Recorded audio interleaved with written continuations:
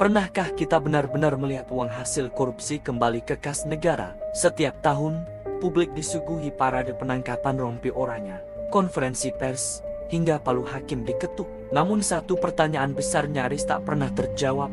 Di mana uangnya? Faktanya, sebagian besar uang hasil korupsi di Indonesia tidak pernah kembali. Ia menghilang, berpindah bentuk, dan bersembunyi di balik sistem keuangan global yang canggih, mulai dari aset kripto anonim, properti luar negeri atas nama nomini, hingga kepemilikan saham berlapis yang nyaris mustahil disentuh hukum nasional.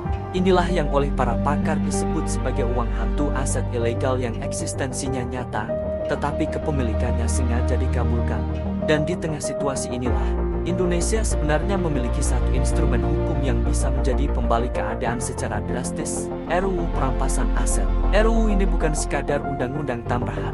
Ia adalah senjata hukum yang memungkinkan negara menyita aset hasil kejahatan tanpa harus menunggu vonis pidana selama negara dapat membuktikan bahwa kekayaan tersebut tidak sejalan dengan profil pendapatan pemiliknya. Namun kejanggalannya mencolok. RUU dengan potensi pemulihan triliunan rupiah ini justru tertahan selama bertahun-tahun di parlemen.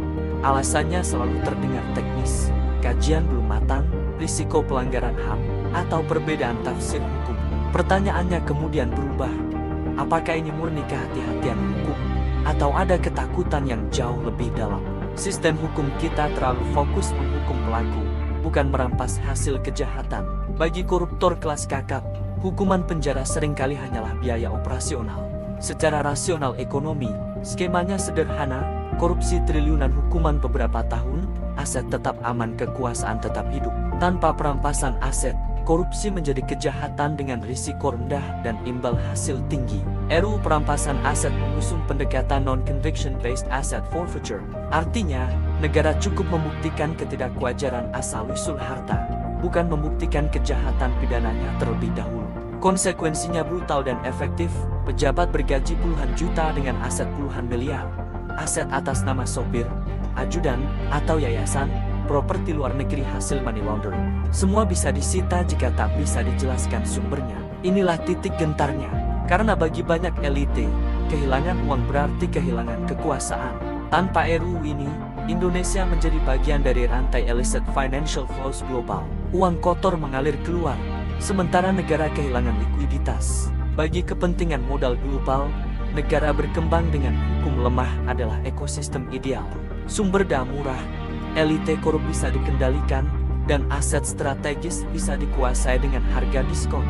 Dalam konteks ini, RUU Perampasan Aset bukan hanya soal hukum, ini soal kedaulatan ekonomi. Ini bukan isu elite Jakarta.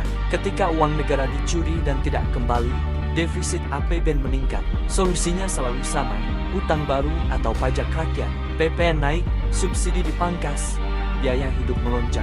Kelas menengah menjadi korban diam-diam dari kegagalan negara mengambil kembali uangnya sendiri. Ada indikasi perubahan strategi. Tekanan opini publik mulai digunakan untuk menjepit parlemen. Namun ini langkah berisiko tinggi.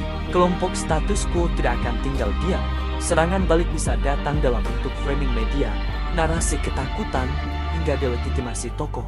Namun dalam situasi ekonomi global yang rapuh, negara membutuhkan likuiditas nyata, dan uang itu sebenarnya sudah ada, hanya berada di tangan yang salah. Penundaan RUU Perampasan Aset bukan sekadar kelambanan legislasi.